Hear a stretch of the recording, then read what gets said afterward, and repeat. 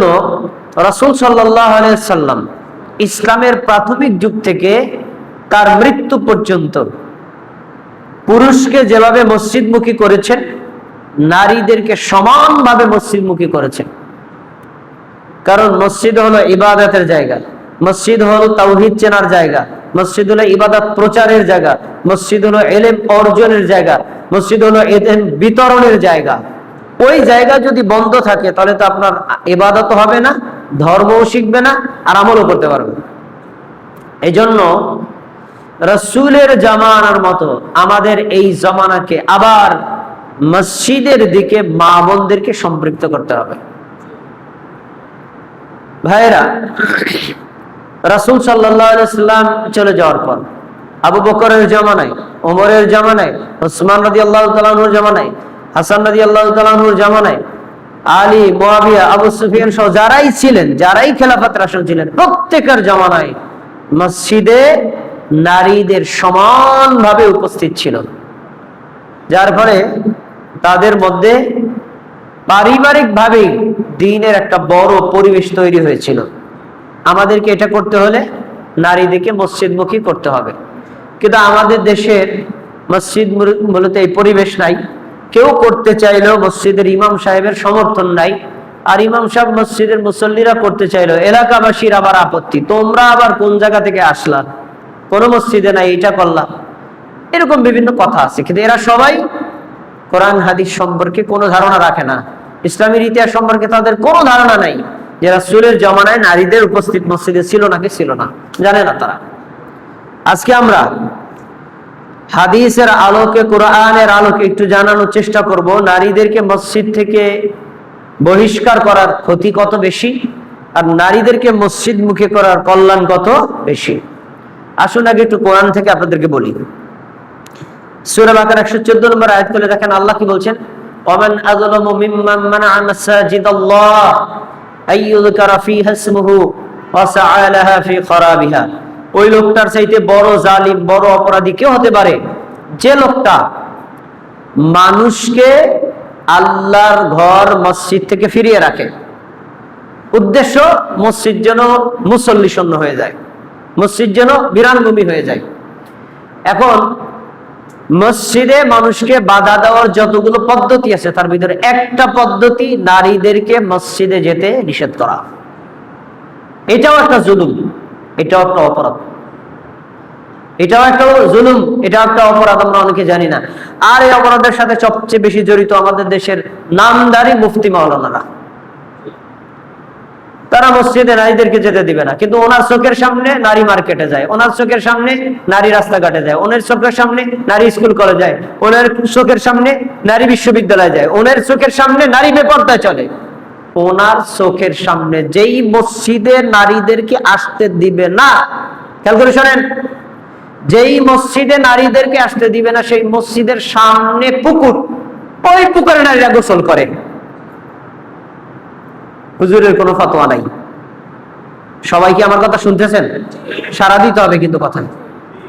যে মসজিদে ইমাম সাহেব বলে মসজিদে নারীদেরকে আসতে দেওয়া যাবে না, ওই মসজিদের সামনেই পুকুর, হুজুরের চোখের সামনে নারীরা গোসল করে, ওই পুকুর পাড়ে কাপড় পাল্টায়। হুজুরের কোনো ফতোয়া নাই। আল্লাহর ঘর মসজিদে আসলে হুজুরের মাথা গরম।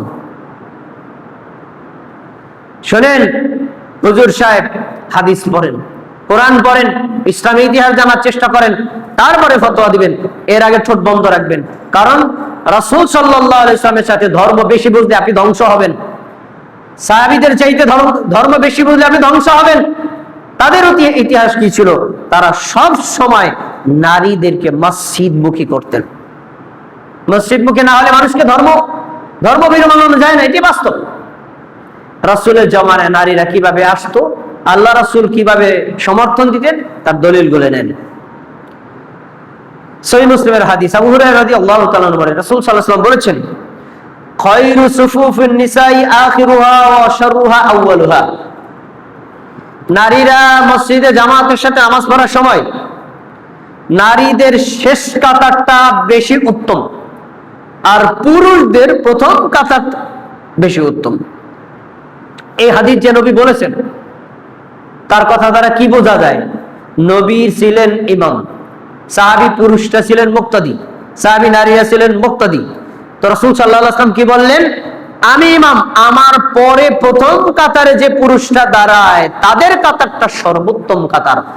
আর পুরুষদের পিছনে শিশু, শিশুর পিছনে যে নারী, নারীদের সব শেষের কাতারটা হলো উত্তম কাতার। রাসূলের জমানায় নারীদের জামাতে কাতার ছিল নাকি ছিল না? হাদিস তার জ্বলন্ত দলিল।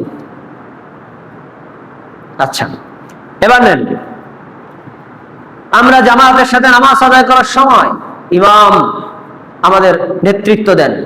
ইমাম যদি ভুল করেন, আমরা কি ভুল ধরে সংশোধন করি না কি করি না? ইমাম ভুল করলে কি বলে সংশোধন করবেন? আমাদের সমাজে কি বলে সংশোধন করে?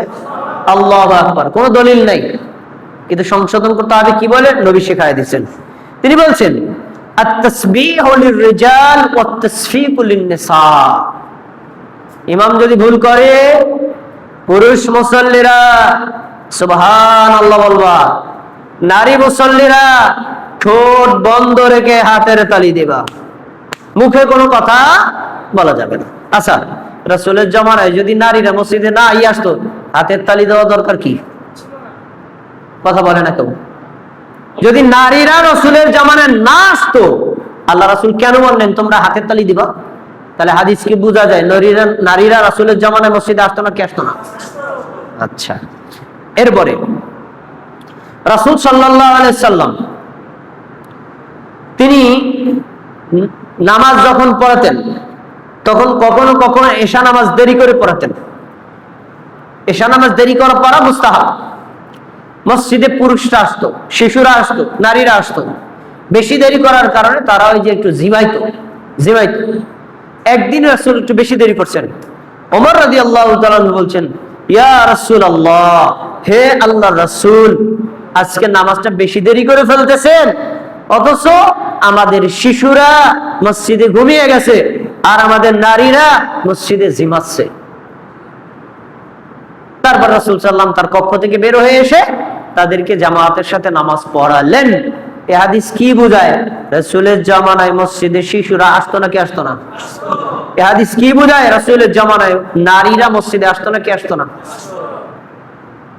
তাহলে রাসূলের জামানা থেকেই নারীদেরকে মসজিদের সাথে সম্পৃক্ত রাখা, এটা তার জ্বলন্ত দলিল। একটু কথা বলে নেই, আমাদের সমাজের কিছু মসজিদের কমিটির সদস্য গাজে কত গরম, মসজিদে একজন শিশু এসে যদি একটু ডিস্টার্ব করে, নামাজে সালাম ফিরানোর পরে মাসবুক মুসল্লিরা নামাজ পড়তে পারে না, আর আপনি সুন্নাত করতে পারবেন না। গরম কে শিশুরে কেডা আনছে, এর জন্য নামাজে পড়তে পারলাম না, এই ক্যান্সার নিয়ে আসতে পারবো না, এই কোনো সময় বিশুদ্ধ মসজিদে আসবি না, এরকম করে না কি করে না? এই লোকটা জানেই না যে শিশুদের এক অভয়ারণ্য হলো আল্লাহর ঘর মসজিদ। এখানে আসলে তাদেরকে উৎসাহ দিতে হবে, বুঝাইতে হবে, বাবা মসজিদে চুপ করে থাকতে হয়, চিল্লাচিল্লি করতে হয় না, মসজিদের মুসল্লি সামান দিয়ে যাইতে হয় না, বসো, আদর করতে হয়। কারণ যেই মসজিদের মুসল্লিরা শিশুদেরকে আদর করে, এই মসজিদের ভবিষ্যৎ মুসল্লি বাড়বে না কমবে? আর যারা শিশুদেরকে তাড়ায় দেয়, এক সময় ভবিষ্যতে মুসল্লি পাবেই না। তাহলে আমরা এখান থেকে যেটা পেলাম, রাসূল সাল্লাল্লাহু আলাইহি সাল্লামের জামানায় শিশুরা, নারীরা মসজিদে জামাতে সালাত আদায় করতেন। এবার দেখেন রাসূলের আরেকটা আমল। আল্লাহ রাসূল সাল্লাল্লাহু আলাইহি সাল্লাম বলেন যে, শোনো, আমি যখন জামাতের সাথে নামাজ পড়াই, নামাজে দাঁড়ানোর পরে আমার মনে চায় বড় কিরাত দিয়ে নামাজ পড়ি, সূরা বড় দিয়া নামাজটা লম্বা করি। কিন্তু আমি নামাজে দাঁড়ায়া পিছনে শিশুদের কান্নার আওয়াজ পাই, বুকা আস-সাবি, শিশুদের কান্নার আওয়াজ পাই। শিশুদের কান্নার আওয়াজ পাওয়ার পরে আমার কাছে মনে হয় নামাজটা এখন লম্বা করলে এই শিশুর মা যে সে নামাজে দাঁড়ায় থাকবে ঠিকই, কিন্তু মন থাকবে কোন দিকে বলেন তো? শিশুর দিকে, মন থাকবে শিশুর দিকে। এই জন্য আমি নামাজটাকে সংক্ষেপ করে দেই। ভালো করে শোনেন, বিবেক দিয়ে শোনেন, বোঝার মতো শোনেন। রাসূল সাল্লাল্লাহু আলাইহি সাল্লাম শিশুদের কারণে নামাজ সংক্ষেপ করলেন, তাই না? সালাম ফিরে বলতে পারতেন না, এই শিশু নিয়ে আসছে কোন মা, শিশু নিয়ে আসছে কোন বোন? পরের রক্ত থেকে ওরে আরাম বানা, তুমিও আসবা না বলছেন? বলেন না, এগুলো বলেন নাই। শিশুর কান্নার বিরক্ত তিনি মেনে নিয়েছেন, কারণ কি? এই শিশুই ভবিষ্যতের মুসল্লি। তার রাসূল সাল্লাল্লাহু আলাইহি সাল্লামের জামানায় শিশুদের বিরক্তি তিনি মেনে নিয়েছেন, আর শিশু সহ মায়েরা মসজিদে উপস্থিত হয়েছেন। আর আমাদের দেশের মুফতিরা এত বড় আল্লাহর ওলি না, শিশুদেরকে আর নারীদেরকে মসজিদে মানতে রাজি না। ধর্ম কি তুমি নবীর চাইতে বেশি বোঝো? আচ্ছা, এরপরে মসজিদে আসলে রাসূলের জামানার সিস্টেম কি ছিল? রাসূল ছিলেন ইমাম, পুরুষ মুসল্লি ছিলেন মুক্তাদি, নারীরা ছিলেন মুক্তাদি, শিশুরাও ছিলেন মুক্তাদি। খেয়াল করে শোনেন, রাসূল সামনে, পরের কাতারে বড় বড় সাহাবীরা, এরপরে সাহাবীরা, এরপরে শিশুরা, তারপরে নারীরা। তাহলে কাতার কিন্তু দিন ভাগে ভাগ হয়ে গেল। প্রথমে পুরুষ, মাঝে শিশু, শেষে কি? শেষে নারীরা। আচ্ছা, রাসূল সাল্লাল্লাহু আলাইহি ওয়াসাল্লাম বলছেন, সাহাবীরা শোনো, আমি সালাম ফিরানোর পরে আমি যতক্ষণ কিবলা থেকে তোমাদের দিকে না ঘুরবো তোমরা ঘুরবা না, জায়গায় বসে থাকবা, কিবলার দিকে ফিরে থাকবা। অথচ সালাম ফিরাইছে কেন? কারণ আছে। রাসূল সাল্লাল্লাহু আলাইহি ওয়াসাল্লাম সালাম ফিরানোর পরে বলতেন, আল্লাহু আকবার, আস্তাগফিরুল্লাহ, আস্তাগফিরুল্লাহ, আস্তাগফিরুল্লাহ, আল্লাহুম্মা আনতাস সালাম ওয়া মিনকাস সালাম, তাবারাকতা ইয়া যাল জালালি ওয়াল ইকরাম। মানে 1 থেকে 2 মিনিট সময় নিতেন। কেন নিতেন? কারণ হলো পেছনে যারা মুসল্লিরা আছেন নারীরা, কেউ মুখ খোলা আছে, কেউ মুখ ঢাকা আছে। তো যদি আপনি সাথে সাথে পিছনে ফেরেন তাহলে নারীদের প্রতি চোখ যাবে। রাসূল সাল্লাল্লাহু আলাইহি ওয়াসাল্লাম অতটুকু অপেক্ষা করতেন আর সাহাবীদেরকে বলতেন তোমরা অপেক্ষা করবা। যখন বুঝতেন এবার নারীরা চলে গেছে, এবার রাসূল ঘুরে সাহাবীদের দিকে ফিরে বসছে, এবার সাহাবীরা যার যার মতো বসছে। একটু খেয়াল করেন তো, রাসূল সাল্লাল্লাহু আলাইহি ওয়াসাল্লাম নারীদের, পুরুষদেরকে কেন বললেন আমি না ঘুরলে তোমরা ঘুরবা না? কেন? নারীদের প্রতি চোখ গেলে ফিতনা হওয়ার আশঙ্কা আছে না নাই? এই আশঙ্কার জন্য আল্লাহর নবী পুরুষদের চোখের হেফাজত করতে বলছেন। একথা বলেন নাই নারীরা কালকে থেকে মসজিদে আসবা না বলছেন? দেখছেন, রাসূল সাল্লাল্লাহু আলাইহি ওয়াসাল্লাম নারীদেরকে আসার অনুমতি দিয়েছেন, কিন্তু পুরুষদের চক্ষু হেফাজত করতে বলেছেন। একথা বলেন নাই এ নারীরা আসলে পুরুষটা আবার ফিতনায় পড়বে নাকি, তোমাকে হাত দরকার নেই। কেন? কারণ আজকে যদি এদেরকে মসজিদ থেকে বিতাড়িত করা হয়, বাংলার জমিনে যা হয়েছে তখন রাসূলের সাহাবীদের অবস্থা তাই হতো। বাংলার জমিনে নারীদের অবস্থা কি? এক মায়ের কন্যা বিয়ের ব্যাপারে প্রস্তাব দিলাম যে আপনার মেয়েটা তো অমুকের ছেলের ব্যাপারে পছন্দ হয়েছে, দিবেন কিনা? হ্যাঁ দিব, পছন্দ হয়েছে। তা ঠিক আছে বিয়ে দেন। না, মুহররম মাস চলতেছে, এই মাস হলো শোকের মাস, পরের মাসে। এ কথা বলে কি মা? মুহররম কি মাস? মুহররম কি শোকের মাস? এটা কি ইসলামী নিয়ম না কুসংস্কার? এই সংস্কার মায় কোথা থেকে পেল? সামাজিক রীতি থেকে, বাপদাদার আমল থেকে। এই মা যদি মসজিদে আসতো, এই মা যদি ইমামের খুতবা শুনতো, তাহলে এই কুসংস্কার আমার মায়ের মধ্যে থাকতো না। তা আমাদের মা বোনদের মধ্যে কুসংস্কারে পরিপূর্ণ, ধর্মের নামে বেদাত বেশি, আর ইবাদতের নামে যাবতীয় কুসংস্কার আচ্ছন্ন তাদের মধ্যে করে রেখেছে। কেন? এই নারীদেরকে মসজিদ থেকে বিতাড়িত করেছি তাই। এইটা কি শুধু হানাফি মসজিদের, হানাফি পরিবারের মা বোনদের অবস্থা? আপনার পরিবারে একই হালাত, একই অবস্থা। কারণ আপনার মা তো ওই সমাজেরই এক লোক, ওই সমাজেরই এক লোক। কুসংস্কার তো তাদের থেকে শেখে, তাদেরকে শুধু ওখান থেকে আপডেট করে নিয়ে আসতে হলে মসজিদমুখী করতে হবে। এটা আমাদের জন্য জরুরি, যা আমরা অনেকেই বুঝি না। তাহলে হাদিস থেকে কি পাওয়া গেল? রাসূল সাল্লাল্লাহু আলাইহি সাল্লামের জামানায় নারীরা মসজিদে আসতো, আল্লাহ রাসূল চোখের হেফাজত করতে বলতেন পুরুষদেরকে, কিন্তু নারীদেরকে নিষেধ করতেন না। এরপরে রাসূল সাল্লাল্লাহু আলাইহি সাল্লামের নিজের স্ত্রী আয়েশা রাদিয়াল্লাহু তাআলা আনহার বর্ণনা শুনেন। কুন্না নিসাউল মুমিনাতি ইয়াশহাদনা মা রাসূলিল্লাহি সাল্লাল্লাহু আলাইহি ওয়াসাল্লাম সালাতিল ফজর। রাসূলের জামানায় আমরা ফজরের সালাত জামাতের সাথে আদায় করতাম। একথা বলছেন কে? রাসূলের নিজের স্ত্রী আয়েশা। নিজের স্ত্রী কোথায় থাকতেন? মসজিদের পাশেই ছিল স্ত্রীদের কক্ষ, ওই কক্ষে তিনি থাকতেন। রাসূল এখান থেকে কেরাত পড়লে তার কক্ষে যায়, কিন্তু তিনি মসজিদ ওই রুমে বসে নামাজে শরীক হতেন না, ওখান থেকে বের হয়ে মসজিদে আসতেন, মসজিদে আসতেন।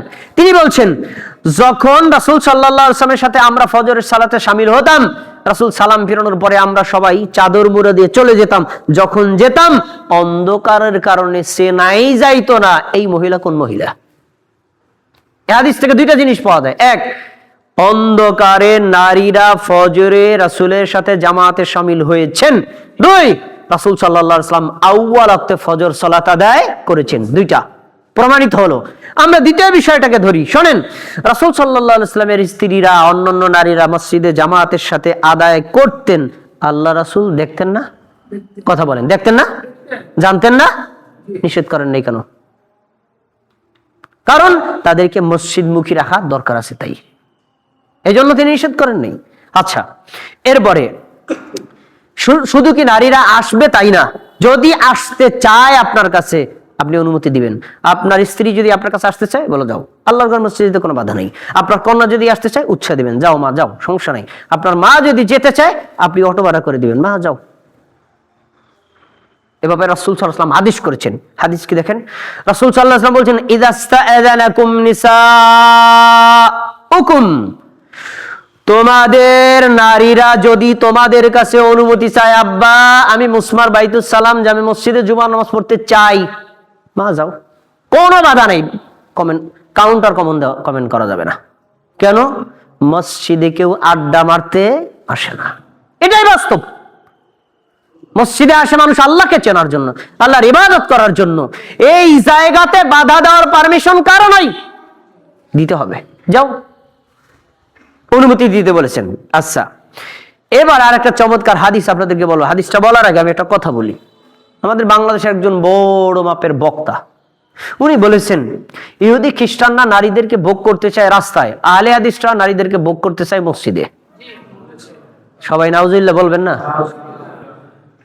আমরা কোথায় ভোগ করতে চাই নারীদেরকে? মসজিদে। এই জন্য আমরা মসজিদে নারীদেরকে নিয়ে আসি। ওনার কথাটা ঘুরাই দিই। আল্লাহ রাসূল নারীদেরকে মসজিদে নিয়ে আসতেন কিসের জন্য? ভোগ করার জন্য। বলেন, ওনার কথাটা ঘুরান। তাহলে ভোগকারী আল্লাহ রাসূল কত বড় জাহেল, কত বড় বেয়াদব, কত বড় মূর্খ হলে এই মন্তব্য করতে পারে? আহলে হাদিসরা মসজিদে নারীদেরকে নিয়ে যায়। হ্যাঁ, আপনি মসজিদে, আহলে হাদিস মসজিদে যান তো, যাইয়া আপনি ওই মসজিদে ঢোকার আগ পর্যন্ত বুঝতে পারবেন যে মসজিদে নারী আসে, কারণ রাস্তা তো ওপেন, তাই না? রাস্তায় নারীরা, পুরুষ আসবে যাবে, তখন বুঝতে পারবেন। কিন্তু মসজিদে ঢোকার রাস্তায় নারীদের আলাদা, পুরুষের রাস্তা আলাদা। নারীদের সাথে পুরুষের কোনো দেখাও নাই, সাক্ষাৎও নাই, কথাবার্তাও নাই, তাদের সাউন্ডও আমরা শুনি না। তাহলে ভোগ করলাম কোন সময়? বলেন, কত বড় জাহেল! এই জাহেলের উদ্দেশ্যে একটা হাদিস আমি বলতে চাই। জাহেল, হাদিসটা একটু মনোযোগ দিয়ে শোনো। সহিহ মুসলিম হাদিস নাম্বার 1017, আব্দুল্লাহ ইবনে ওমর রাদিয়াল্লাহু তাআলা আনহু বলেন, রাসূল সাল্লাল্লাহু আলাইহি ওয়াসাল্লাম বলছেন, লা তামনাউ নিসাআকুম উল মাসাজিদা, তোমরা নারীদেরকে মসজিদে যেতে বাধা দিবা না। আর ওই হুজুর বাধা দিছে নাকি দেয় নাই? আল্লাহ রাসূল দিবা না। আচ্ছা, এ বলেন ইযাস্তাআযানাকুম ইলাইহা, ওই নারীরা যদি মসজিদে যেতে চায় যেতে দাও, উৎসাহ দাও, সুযোগ করে দাও, পারমিশন দিয়ে দাও। আচ্ছা, এই হাদিস বলছেন আব্দুল্লাহ ইবনে, সবাই খেয়াল করে শুনতে হবে, আব্দুল্লাহ ইবনে ওমর রাসূলের সাহাবী। যখন এই হাদিস বলছেন, রাসূল মারা গেছেন। যাদের সামনে বলছেন সাহাবীরা আছে, তাবেঈরা আছে। এই